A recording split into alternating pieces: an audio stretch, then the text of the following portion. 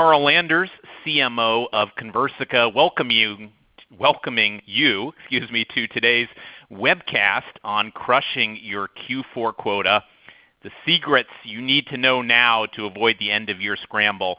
And this is a great topic, and I'm joined on today's webcast with two fantastic, smart thought leaders taking the sales and marketing perspective, Nancy Nardin and Matt Heinz. And I'll have more to say about Nancy and Matt momentarily. Just a few tips for you out there listening in today. If you have any technical issues with the webinar, try refreshing your browser. It often works. We will be taking questions and comments throughout. So locate the little blue chat icon in the lower left of your screen and click that, open up your chat window, and feel free to comment or question, and we will address those as we go through. And lastly, yes, we are indeed recording today's webcast, and we will provide you with a copy of that recording and the slides afterwards. Although I will say we're not doing a lot on slides this time. This is really mostly coming through your ears. So sit back in your easy chair in your office or in your bedroom if you're working from home and enjoy what we have in store for you today. So without further ado, let me introduce our speakers today, Nancy and Matt. Nancy is joining us from the capital of California, Sacramento. Nancy is a recognized thought leader on sales and marketing productivity tools especially, and her firm, which she founded and is the president of Smart Selling Tools, is dedicated to helping both marketers and salespeople find the right technology to drive revenue. And I'm sure we're going to talk more about that today. Nancy, please say hello to our audience and share any tip that you have. What's your top tip for thinking about the end of the year right now, Nancy? First of all, thank you for having me, and thank you for that introduction. My top tip, I guess, for the end of the year would be to plan. And I will share more details as the webinar goes through, but I'm a big believer in the need to plan things out. Perfect. And I'm pretty certain you're going to tell us a bit more about how to do that and what to look for. So thank you for joining us, Nancy. Appreciate it very much. Let me introduce now Matt Heinz. Matt and Nancy, frankly, if you've been to any recent B2B sales or marketing conferences, you've probably seen one or the other because they're both prolific writers, speakers. I see them quite frequently. Nancy, I saw that you're on the agenda for Inbound. Is that? Oh no, Martech. Martech in Boston. I think I saw you on. Yes, and yep. Matt, you're probably speaking there too. Matt is the president and founder of Heinz Marketing, a leading thought leadership and advisory firm in B2B marketing and sales. He's been around the block a few times as well. Lots of years of experience in marketing and sales and business development. And his firm has helped companies that you've probably heard of like Amazon and Seagate, Morgan Stanley, the Bill and Melinda Gates Foundation, make sure that they are hitting their Q4 quota. So I'm looking forward to hearing more about that. Matt is joining us from the greater Seattle area. Matt, please say hello to our audience. And what's the one big tip that you're thinking about with your clients for the end of the year?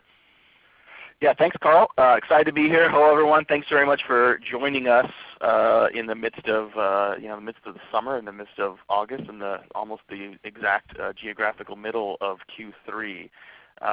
For me, it may sound so it's intuitive. I said, well, first of all, I guess by asking for what's the one thing. We were joking about this before we started. I mean, there isn't really one thing. I wish there was a silver bullet that could make all of our pipeline problems go away. Unfortunately, there is only one silver bullet in sales and marketing. It is a pitcher of Coors Light that you celebrate with your team after you hit that and crush that Q4 number. In advance of that pitcher of Coors Light, I would say the one thing you really need to do is know your number. And it sounds straightforward, but I think a lot of people don't actually know what their number is. Now you may know what you need to do to hit quota and to crush quota, but the number I'm thinking about is what's the pipeline size number that you need to have a chance at hitting quota.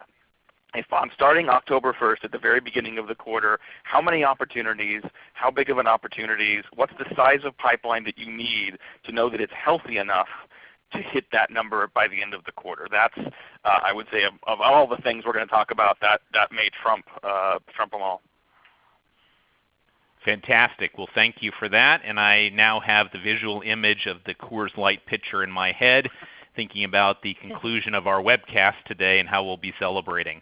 But before we get there, let me get a little insight on the audience. If you wouldn't mind taking our poll that's up on your screen right now and telling us pick the best functional area that describes you, so that Matt and Nancy have a good view of the audience and we can tailor our content accordingly.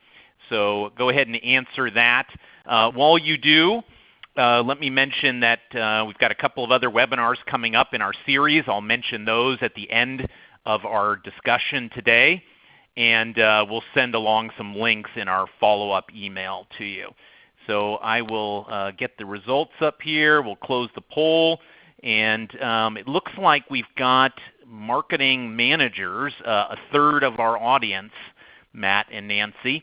We've got definitely a strong marketing audience here. I think almost all, roughly 10% in sales and a few at 10% in other, but a very strong marketing audience. So we will shape our remarks accordingly. Let's get right into the first question, and I will be asking our panelists to talk about a very important aspect here about warning signs that you're not ready for Q4. So as my preface, here we are sitting a few months away from the end of the year. We're really at this time on the live webcast sitting here at the end of summer thinking like, oh, it's the lazy days of summer. We haven't even hit Labor Day yet. Who's worried about the end of the year? But we're going to change your mind about that. Nancy, I'm going to go to you first. Warning signs that we may not be prepared for Q4 and the end of the year.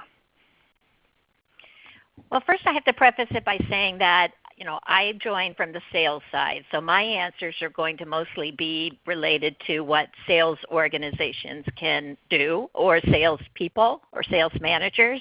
And from that perspective, I would say one of the big warning signs is that there isn't enough in the pipeline.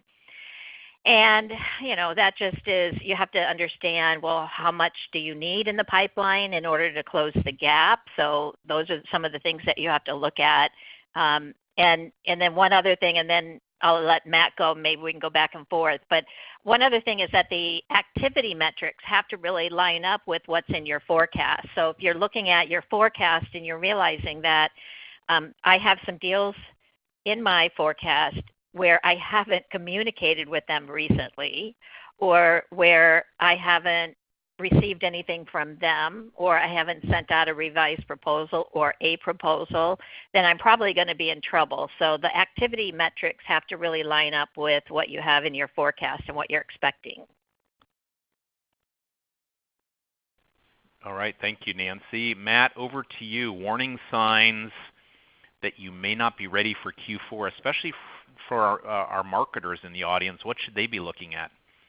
Yeah, and I love that this topic was of most interest to marketers based on people that are attending. The more marketers we can get that care about not just generating leads and doing marketing activity, but care about hitting the number that really matters, the number at the end of the day you can buy a beer with. I didn't mean for my theme on this conference to be beer, but apparently it will be. I think the warning signs, depending on the sales cycle length you're working on, if you don't already have deals in the pipeline that have a close date within Q4, you might have trouble, right? I mean, if you've got a healthy pipeline of closable business but don't have enough of that pegged to Q4, or you've got the prospect that would equally agree that that they're engaged, they're ready to buy, they've got budget, there's some compelling event that's going to get them to actually do this in Q4 in advance of 2019. Some of those hard questions that we sometimes don't ask to find out when is this actually going to land, as opposed to when do we hope it's going to land. Hope is not a strategy. If you've got a goal without a plan, that's called a wish, right? And I don't want to wish to hit my number for Q4. I want to have an actual qualified pipeline. Is there something specific that we could be looking at right now in our CRM system by talking to our sales colleagues? What you mentioned, Matt, sufficient pipeline with a close date, by the end of the year. Are there other things specifically, and this leads somewhat into our next question about metrics, but other than walking into the head of sales' office and saying, hey, how you feeling about the end of the year? And maybe that might be the best. Other thoughts on ways to get a feeling now about whether things are warm and fuzzy or things are a little bit more stressful? Well, I would hope that the sales organization is already disciplined enough where they're not just recording the qualification of their opportunities, but they know those opportunities well enough to have an up-to-date close date on it. CRMs typically will have a field where you can say, when is this going to close, and you can pick a date or you can pick a month. If your team isn't doing that, it's something that you have time to get that ready. We've still got a good 40 days before Q1 begins.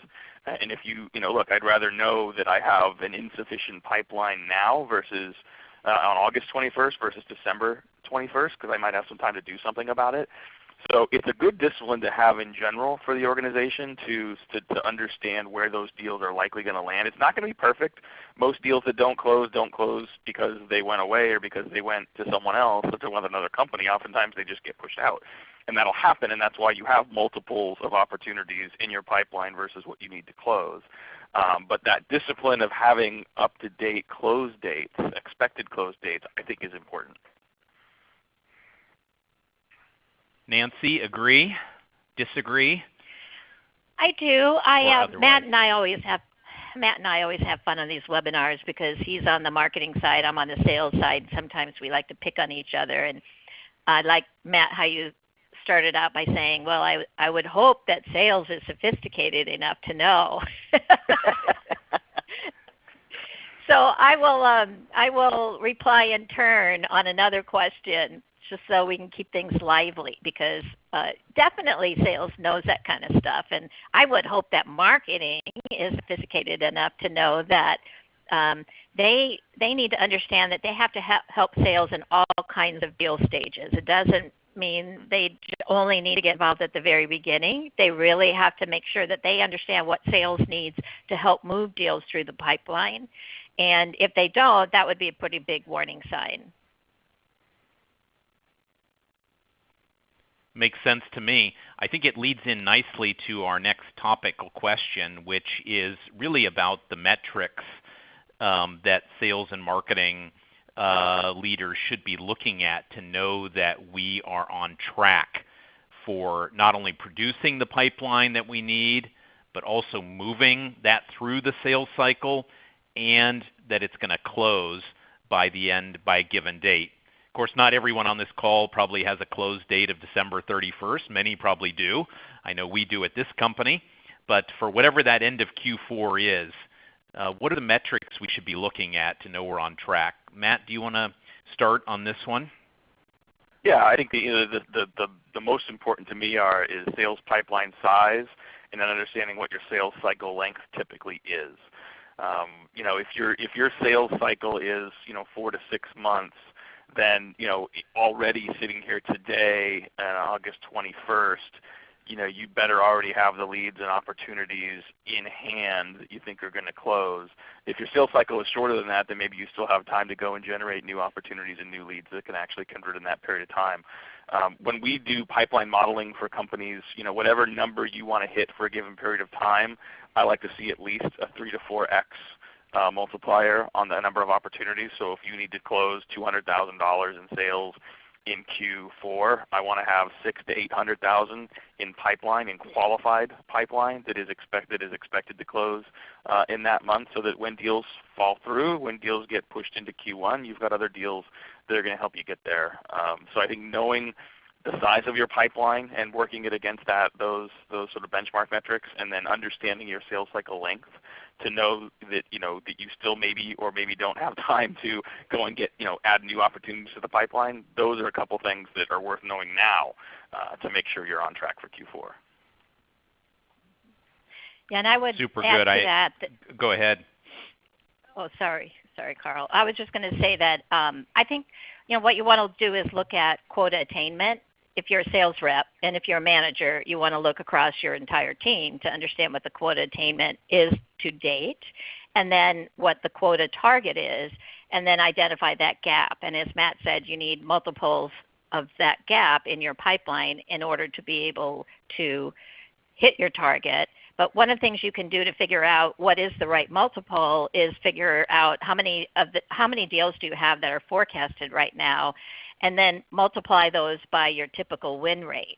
And that'll give you a feel for what is likely to happen so that you can identify any risks that might be there, and then figure out together with marketing how you can mitigate those risks. Makes total sense. So just to make the math simple in my head, if I have a 20% win rate, I'm closing 1 out of 5 deals typically across my team. And if I need 10 deals to close by the end of Q4, to your point, Matt, I'm going to need 50 deals that I'm actively working, because 1 out of 5 typically close, or 20%, and that's going to give me the number that I need to hit my number. Did I get the math right? Yeah, and I think it's going to be different for different companies. I mean, I've seen some that that sometimes have lighter qualification criteria, may want to have a 4 to 5x versus a 3 to 4x.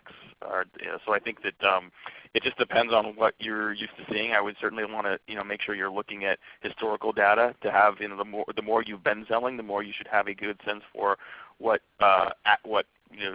your baseline conversion rate is. And we'll get into this a little later. I'd love to see more marketers, to Nancy's point, focus on the bottom of the pipeline, focus on helping their sales teams increase velocity and conversion rate of those deals that are already in the pipe. It's certainly something you can do at the end of the month, at the end of the quarter. But I think you want to be realistic and maybe a little bit conservative, and not assume that you're going to see that increased velocity. But just give yourself a chance, give yourself a little more padding to make sure you hit your number. Yeah, and I'm just going to add one more thing in terms of the metrics, and that is that it would be good for marketing to take a look at the dollars and the deals that are in the pipeline and to map them to their ideal customer profile, so that you can see what's the dollar value that maps to your ideal customer profile. Because if the ones that don't map makes up the majority of your pipeline, you might be in trouble. Fair enough. I think that's a great tip. How would you go about doing that in practice, Nancy? Mapping your opportunities in the pipeline to your ideal customer profile. Some of the basic things are just industry.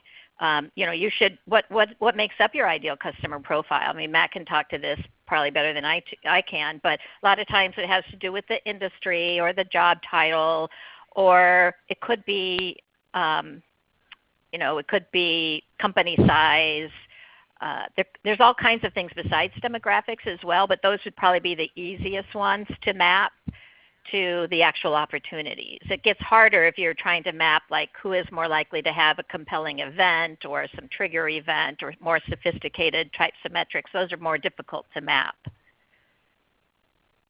Yeah, I love this pointer, because presumably the deals that are in your ideal customer profile, where you're working with the right personas in the right companies, those are going to have the highest close rate, and you can not necessarily bank on those, but your close rate is probably much higher than stuff that's outside. So I think that's a great tip. One last question back to both of you. Are there good systems or places or tools that you're aware of that help both sales and marketing see some of these metrics? We talked about pipeline size, close win rate, coverage ratio, meaning amount of pipeline to what we need to close, quota attainment to date. Where's an easy place for folks who may not be sales ops or marketing ops folks to go to see this information? Well, if I could, I'll put in a plug. I won't worry about it being shameless here. I'll put in a plug because we have a landscape we put together that categorizes technology. So if you're looking for things that help you identify risks in the forecast, then you can find those on the landscape. Those would be things like Aviso. If you're looking to find out whether or not you have activity metrics that are aligning to your forecast, Alono is a great tool for that. And then the other thing I would say is to use some account planning and deal planning solutions, right? Because those will tell you if you're missing any steps and what has to still be done in order to bring a deal in. And so those solutions are things like Membrane and outside-in account plan. Great tips, and I just thought maybe we should send a copy of your landscape or a link to it with our follow-up email to our attendees, if you're okay with that. Absolutely. Matt, anything you wanted to chip in on where these metrics are best revealed? Yeah, I mean, Nancy's right. There's a ton of really great tools that can go deep on a lot of categories. I think for most companies, the basics of what we're talking about can be seen in your CRM, right? I mean, to be able to see, again, and it's not about whether sales is sophisticated enough to do it. It's in most cases, do you have a disciplined enough approach in managing your sales process where you're tracking not just that an opportunity exists, but when it's going to close. Most CRM systems, they'll have, you can see closed won deals, you can see closed lost deals, you can see historically what your conversion rate is. There's aging tracked in most CRMs, so you can see how long it's actually been an opportunity and how long the closed ones take, how long the closed lost take, how long they stay at different stages, so you can establish that baseline. So yeah, there's a bunch of tools, and there's a ton of really, really great reporting tools that can give you more advanced analytics. But I think for most companies, they're not using the analytics and the insights that are baked into the core CRM enough. That's certainly a great place to start. Perfect. I would encourage our audience members as well to chime in with what you're using. What metrics are you tracking to make sure you're on track for the end of the year, and what systems are you tracking those in? Feel free to chat that in, and we'll share some of those tips and any questions you have with the whole audience. All right, let's move on to our next topic then. We are now looking at pitfalls. So we're heading for Q4, the end of the year. We think we're on track. Everything's looking good. What might surprise us and lead to a miss? Nancy, do you want to start on this one? Yeah, there's a lot of pitfalls that you need to avoid. I think one is denial, right? Just thinking, like Matt was saying, wishful thinking. I'm just going to keep working my deals and hope that they come in, and that I would say is denial. And so don't do that. Just be active. Actively take a look at your plan. And that comes to my very first point when we started the webinar, is this whole concept of your plan, and always be going back to your territory to see what has to happen for each of these deals to close. Are there any other opportunities that I can bring back to life that, again, are more in line with my ideal customer profile?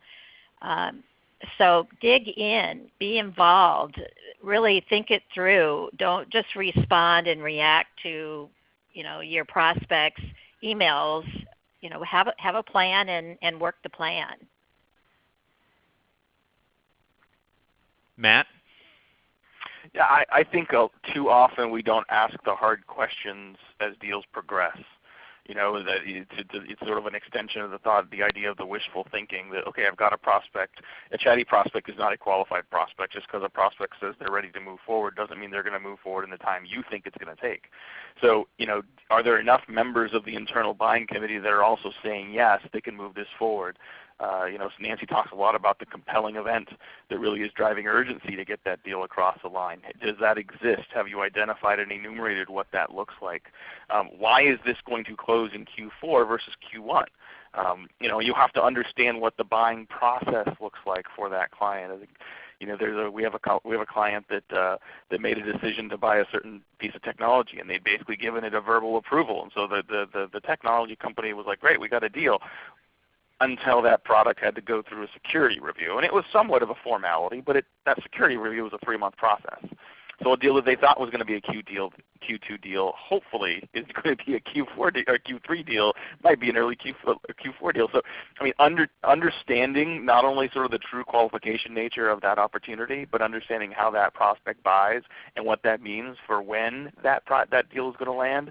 Those hard questions, I think it's important to make sure you've got answers to those, so you increase the confidence in your prediction of what you think you're going to hit before the quarter starts.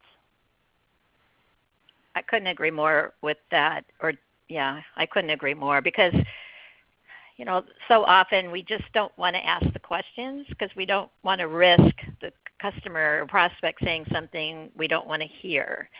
And that is a big mistake. You want to surface anything. You also want to ask them if they had to make a decision today, what would their recommendation be? You want them to start to verbalize things out loud, so that when they are talking to their management or they're trying to get the deal approved, they've already worked it out what that dialogue is going to be. They need more help than we probably always realize. We think, oh, well, we just have to go through our conversation, sell them on the value proposition. If they agree and they see it, then we're good. But no, they need more help than that to understand how to overcome internal objections, and to be armed with the right information, and even to think about the questions. This is very important, because oftentimes they don't know what questions to ask, so they don't ask them.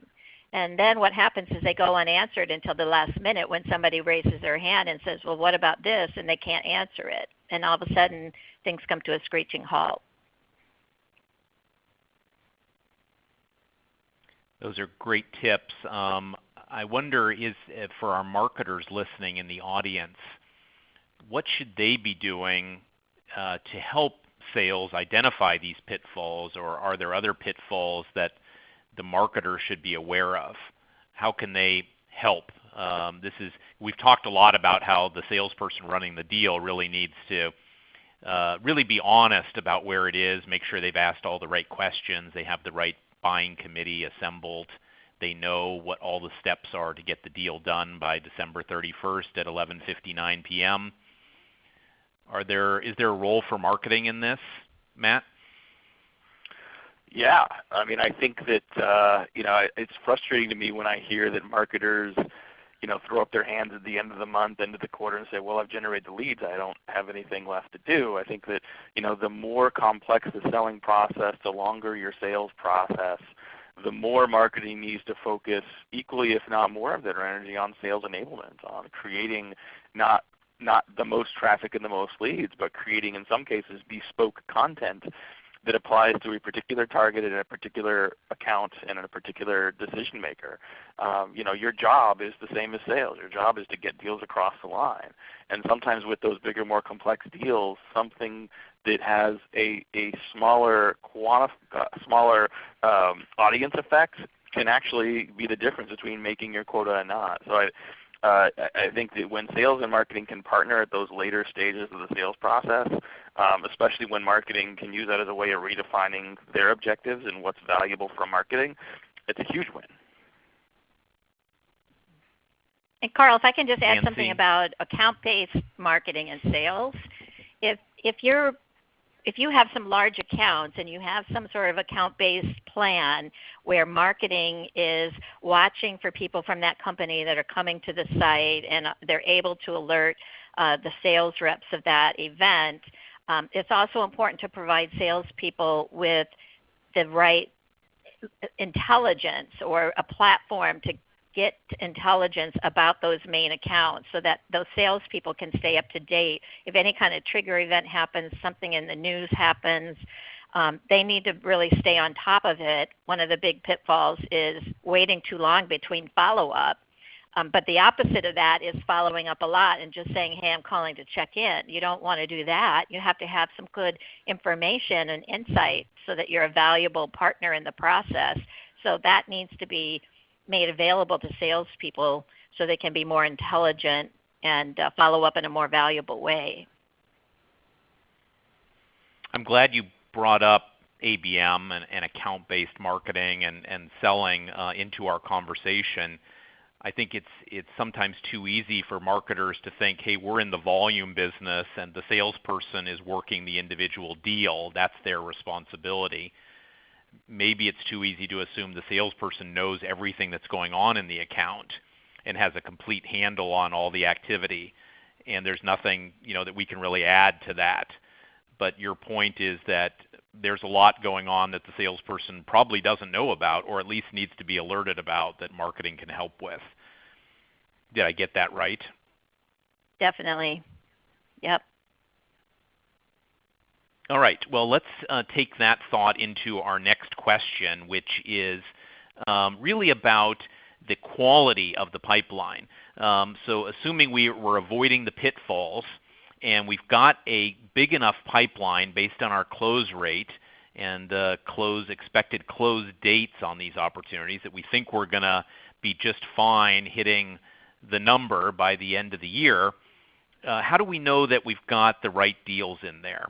Now, Nancy, you mentioned a little bit earlier, I believe, about that the deals are in your ideal customer profile, which seems to be an obvious one to think about. Matt, what else should we be thinking about to evaluate the quality of the pipeline? Well, I think knowing your ideal customer profile and ensuring that the highest percent as possible of your pipeline is made up of that group is important. I think that there's every one of us has organizations that we proactively are selling to, as well as organizations that we would reactively sell to, people that may be outside that target market profile but have an interest. And I think the commonality between those two when you get into the late stages of the pipeline is urgency and need, right? I mean, if you've got a prospect that's engaged in the middle and bottom of the pipeline, they've committed to change. They've committed to change that your product or service represents or enables. What is that change, and what is the urgency driver that makes that necessary? Nancy talks about, you can call it the compelling event. You can talk about the impact that you need to have in the change and when that change needs to happen, and helping the prospect do a work back timeline on when something new needs to be implemented so it has time to reflect that, to impact that change. But I think the healthy deal, healthy pipeline is not just the right prospects, but it's a sense of urgency to get the deal done.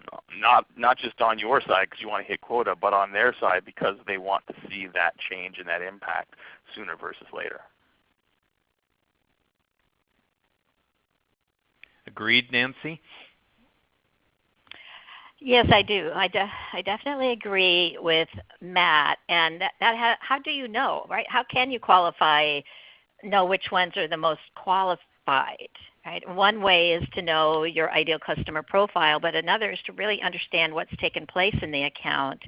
And that can be hard to do with CRM, especially if you're a manager and you're trying to get a hold or a grasp on where all these different deals are. One of the big problems is that salespeople just can't take the time to work CRM. CRM doesn't often help them, so they're ending up having to input data. And if that data is not input, then you can't really do the best analysis to understand whether or not there have been steps missed in the sales process. That's very important. Those are big red flags. How do you know? You can count on your CRM data, but if things aren't entered into it, then you are working off of bad data.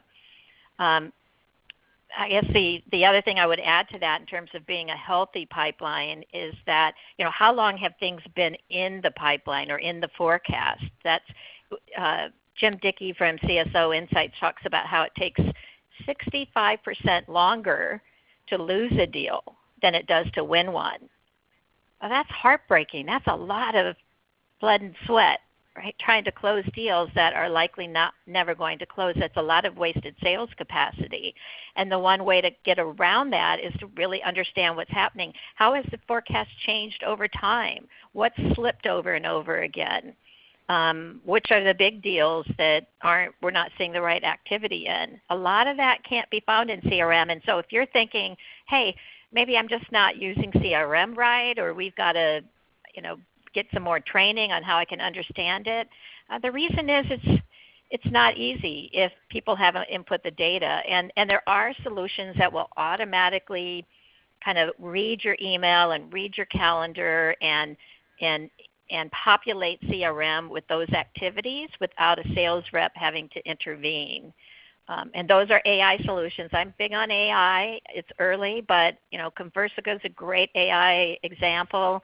Alono I mentioned earlier, that's AI as well. Get some machine learning in there so that people, including managers and reps, aren't working the CRM system. Instead, it's working for them. That's great advice, and thanks for some of those recommendations. And there's probably a category on your landscape around activity capture, I'm expecting. Yes, there is. Yeah, we call it sales process and activity management. Perfect. Yeah, I think if there are deals that don't have the right amount of activity on them, or there's a lot of historical information on activity, you're right that the machine, AI in this case, can probably do a pretty good job of predicting which opportunities are moving along and which aren't, just based on looking at all of the back and forth activity. But your point is, first you have to capture it in an easy way that doesn't burden salespeople with having to enter all of this stuff manually.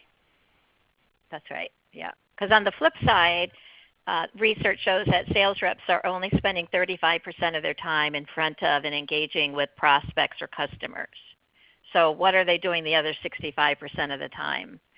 They're entering data. They're following up on leads that aren't really qualified yet. They're doing reporting. They're doing a lot of things, but we have to make those things be more efficient, or find ways to reduce the number of things they have to do that aren't customer facing. I think that's a great segue into our next question, which is because part of what they're doing, hopefully, is working with their marketers and in the capacity of building new pipeline and advancing and helping to close what the deals that they're already working. So how do marketing and sales stay aligned during the crushing process? And I think we're using crushing here in that way to say that it can be a very stressful time. Nancy, your thoughts about how to keep marketing and sales alignment? Make sure that marketing is aware of the must-win deals. Every territory has them. Every sales rep, every region, district, et cetera, you have those must-win deals that you just cannot afford to lose. And marketing should be aware of them. And oftentimes they're not, because they're not brought in. And I would say that's sales' fault as much as it is marketing. Let them know that you have these deals that need to be won, and ask them what they think they might be able to do to help. I'm sure they probably have some really good thoughts on that. But the first step is to ID what those priority deals are. And that has to be done, as well. Good point. Matt, I think a lot of marketers think, their job is done once the deal is qualified and sales is working it. Once again, that we're in the demand creation business and sales is in the close the demand business. Your thoughts on that? How should marketing and sales be working together, especially in the later stages of deals, like the ones you need to make your quota? Yeah, I think traditionally marketing and sales have divvied up the pipeline horizontally, where marketing owns the top and sales owns the bottom. And I think that modern enterprise marketers look at that same funnel and really sort of think about it as a vertical separation, where sales and marketing each have a role at every stage of the buying journey in the sales process. Now, it could be that marketing really sort of is leading the efforts at the top of the funnel and sales at the bottom, but I think it's important before the quarter begins to sit down and enumerate what is sales' role and what is marketing's role at each of those stages of your sales process, each stage of the buying journey. It'll make it really clear by doing that at the middle and late stages, when you've got pipeline, when you're trying to get those deals across the board, what exactly marketing is expected to do. Nancy's right. Marketing should know exactly what deals are most important. Marketing should know exactly what the close plan is with certain accounts, like who are the decision makers, who are the influencers, what additionally needs to be done to build consensus and velocity inside those accounts to get them closed. Where are the pushbacks, where are the objections, where are the roadblocks to getting those deals forward? That's not just a sales conversation, that's a sales and marketing conversation. And in many cases, there is as I mentioned before, you could create content for an audience of one if it helps to get that deal across the plate. So I think knowing what everyone's job is at every stage of the pipeline, top to bottom, kind of helps those teams stay aligned, because your starting point is an understanding of responsibilities and roles. That's very helpful. One of the tips I like to use is to talk about kind of the leverage of the closed one deal. If you think of working back up the waterfall, if you need one closed deal, you need, just in gross terms, you need 10 opportunities that you are working. You needed 100 meetings. You needed 1,000 leads. You needed 10,000 people aware. And think of the leverage if you could convert just one more deal into closed one. How much money you've spent to get someone all the way down to that end of the funnel, how much time and effort. So anything that marketers can do, to your point, Matt, with content, with objection handling, with late stage promotions or campaigns, to move just one more deal from the lost column to the won column, has just incredible leverage on your acquisition cost. And I would add that you described the waterfall and working backwards, and you got up to a pretty large number at the very top of the waterfall of how many leads are needed. So the one caution I would say, and a great way for marketing and sales to stay aligned, is to not put that burden of qualifying that great number of prospects onto a sales rep's shoulders.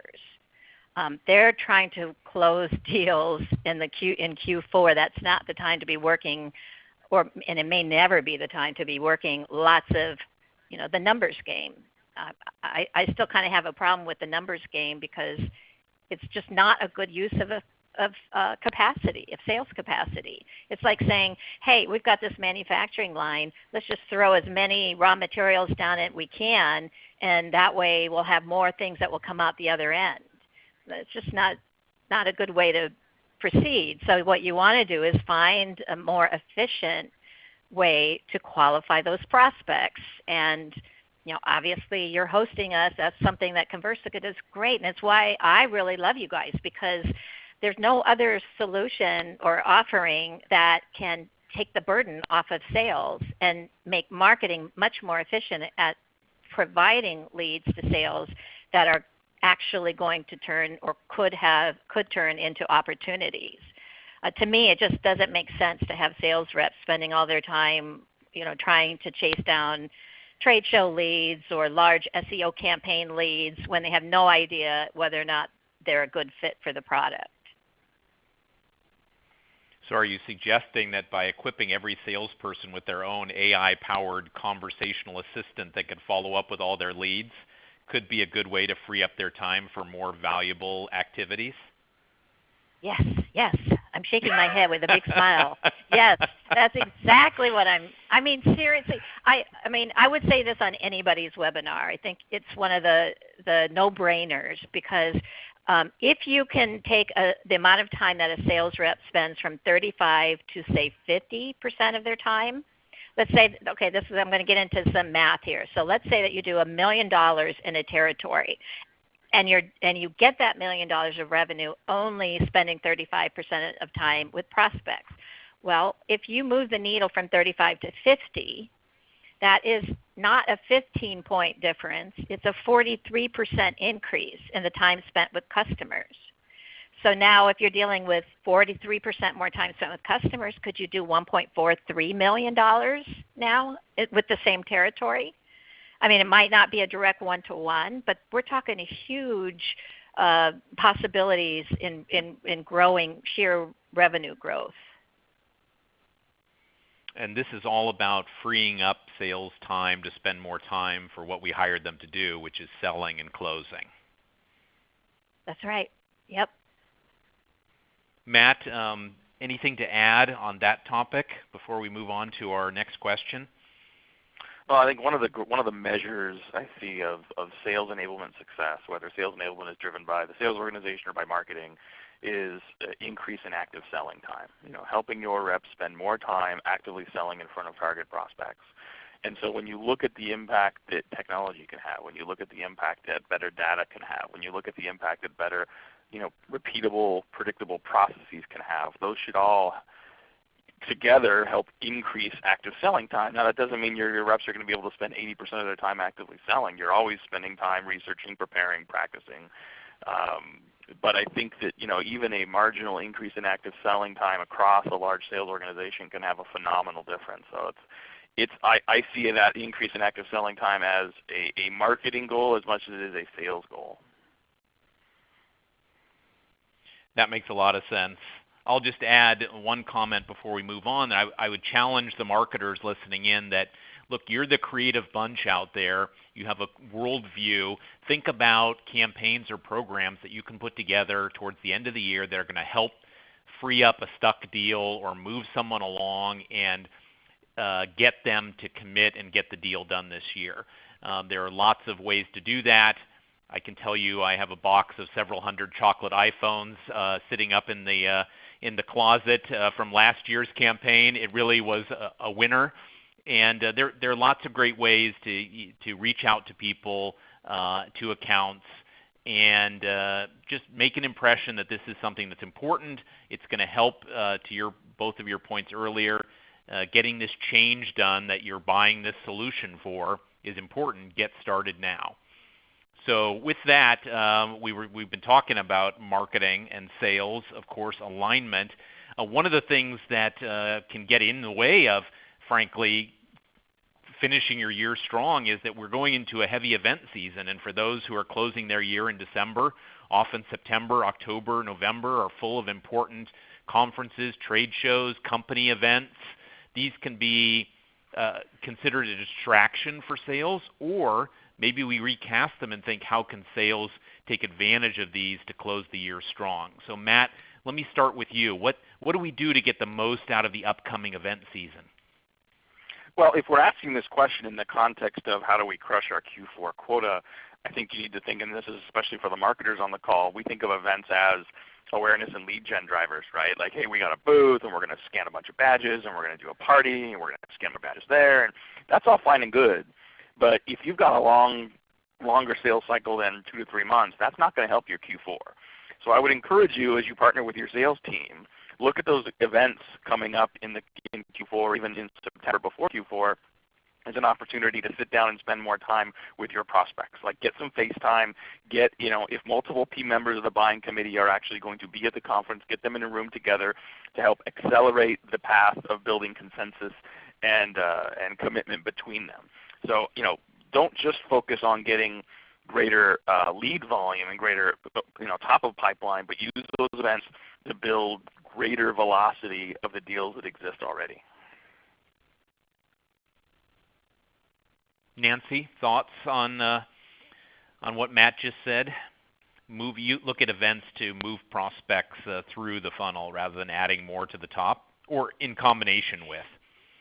In combination, yeah. I think that's a really good idea. I've seen a lot of companies move more to the strategy of setting up meetings ahead of time and using them to get executives in front of their key buying decision makers that are going to be in town.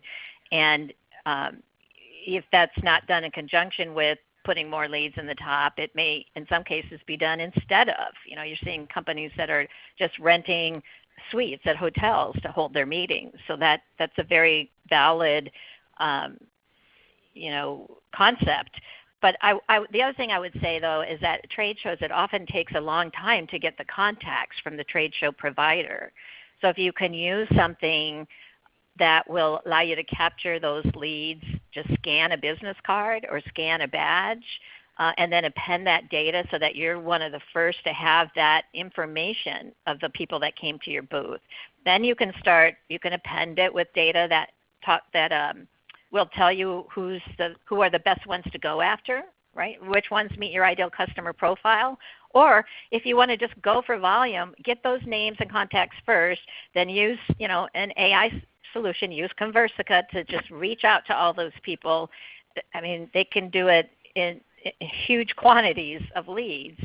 First in the door, here's something that Craig Elias wrote about in his book Trigger Event Selling. If you are the first in the door to a company that is experiencing a trigger event, so that might be someone who's going to the trade show because they're hiring or they're opening a new office, or there's some sort of event that's causing them to go out and look for something to help them. If you're the first in the door for that, you have a 74% chance of winning that deal. So time to response is critical. That's a really great point, Nancy, and thank you for sharing that. I wanted to throw in that every year we do this research on lead follow-up. It's obviously important to our business. We're just completing this year's version, and the report will be out in a little bit. But we reached out to, I think, 1,200 companies, both B2B and B2C this year, up, I think, 50% year over year. I think the number is roughly about 25% didn't respond at all. Not a single email, text message, or phone call or voicemail after registering for that company's most important offer. So I can imagine if you get your badge scanned at a trade show, I bet a bunch of those companies aren't even following up at all, and what a lost opportunity to create something new or to advance an opportunity. Matt, your thoughts about how marketing can help sales get these very important face-to-face meetings. I'll just say that what I've observed, and I'm sure you both would agree with me, is that we move more and more to an inside selling model. We're selling over the phone. We're selling over the web. The importance of that face-to-face interaction is sometimes overlooked. But, man, I've seen magic happen when you do get it. Would you agree? For sure. Yeah. No, I think that I think marketing can certainly help make sure that the invites are going out, to make sure they are focused, to make sure that there's some context, make sure there's a very clearly communicated value for the prospect. Like if you're simply trying to get someone in a room just to forward your own interest, the prospect, at an event that has 1,000 other things they could be doing, they likely say no, but what's in it for them? What's something you can offer that prospect in a meeting that's something they would have paid for in terms of an insight or a reframe or additional information that helps make them smarter and better? So I think thinking through that, just like you would do any marketing campaign, to compel someone to not only sign up for a meeting but also show up. The no-show rates for meetings at events can be high because you get there, other priorities hit.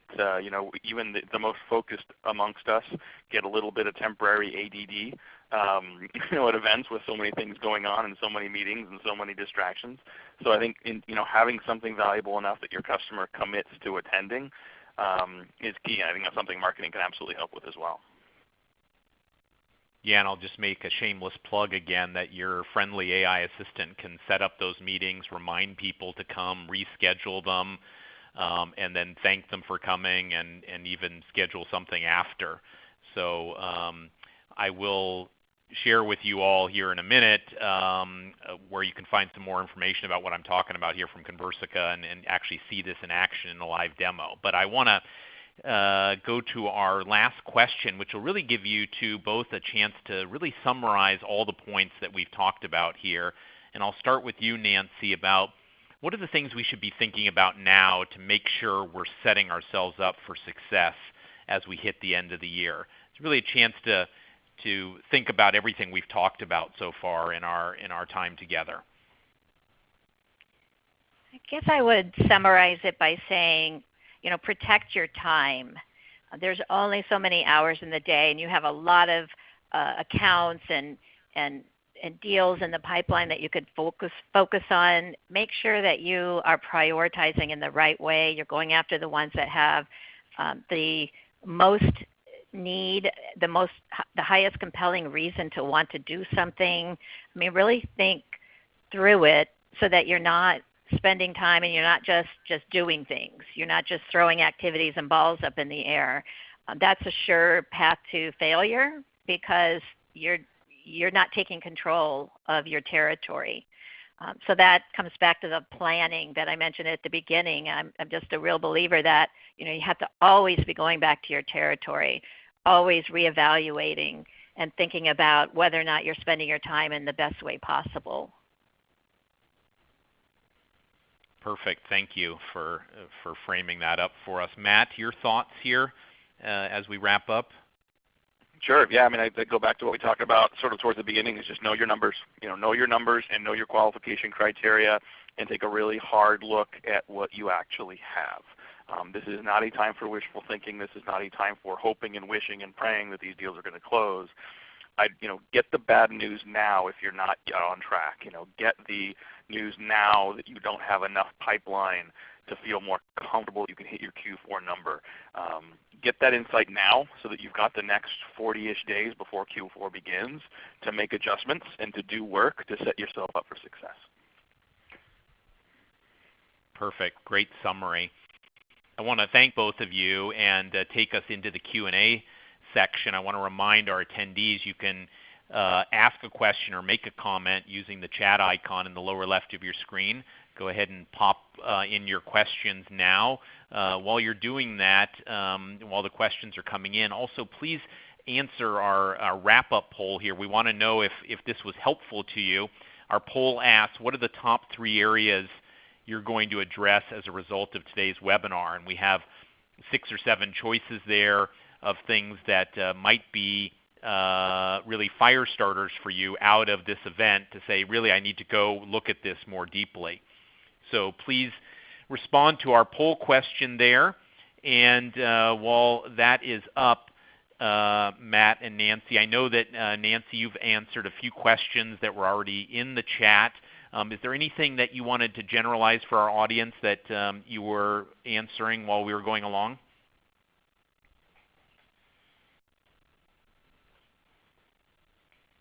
Nancy, are you there? Yes, I am. I okay. So say that again, because I didn't quite catch it. Oh, I was asking if there were. I know you answered some questions online as we were going. Were there any that you wanted to share with the bigger audience? Oh, gotcha. Well, yeah, I'll share in general. I was having a conversation with one of the attendees about, what happens if you have a niche audience or marketplace that you're selling to, and they just don't get it. They don't understand why they need your solution. And that's always hard when you are having to educate someone, but it means that they have to think differently. You have to present some sort of information that's going to cause them to go, wow, yeah, you know what, you're right. Life is full of prioritizing and figuring out what's important to you, and we have so many choices today of what we want to focus on. What problems do we want to solve first? What's keeping us from generating more revenue? I mean, so those are the things you can ask yourself about these prospects is, what are their problems? What are they saying to themselves when they wake up in the morning and saying, gosh, if I could only solve these problems, my life would be so much better? And then how does your solution fit into that? So I don't know, it was just sort of a side conversation that I thought was interesting. It's not unique. It's something that a lot of companies deal with. There's the challenger sale, which is an interesting methodology, but it's not appropriate for everyone, where you want to challenge your prospects to think about things differently. Not every sales rep is capable of doing that. So it just comes down to trying to think like the customer and come up with those questions or those motivators that are driving them so that you know how to talk to them better. Makes a lot of sense. I've got a couple questions here that I'll ask you to answer. I'll just put up a slide here with some of our upcoming events. We talked about event season coming up. We've got, Conversica is going to be at the HubSpot Inbound conference in a week or two, and then, of course, at Dreamforce. So if you're interested in learning more about what we've talked about, see us there or at one of these webinars. Matt, I'll start with you on this question. It's basically saying, I would summarize it as follows. I'm, as a salesperson, I feel like I've got a great champion in the account. I feel like they're really educated. They can drive the deal forward. I'm just not sure about whether they can carry the message for me successfully within the account to get all the other stakeholders bought in. Is this a common challenge that you see, and how are the best salespeople or with help from marketing addressing that? Yeah, it is common, and I think that I think it's incumbent on you as a seller to understand those other members of the buying committee well enough that you can help that your champion position the value of the solution correctly. And instead of let's take the beginning of a buying journey and let's call it the loosening of the status quo. And then the next step would be a commitment to change. Well, maybe your champion's already committed and they're trying to get someone else in the organization bought off. Well, if we were to take a step back to loosening the status quo, help someone think differently about a problem or reframe or thinking about those things in a different way, what would that look like for that other person? And so, it's not about convincing them about your point. It's about helping align the outcome and align the change to something that person cares about as well. And I've seen some sales organizations actually do a little bit of role playing with the champion internally to have that conversation, to think about the objections that person might have, so that the champion has greater confidence and precision in terms of how they're having that conversation.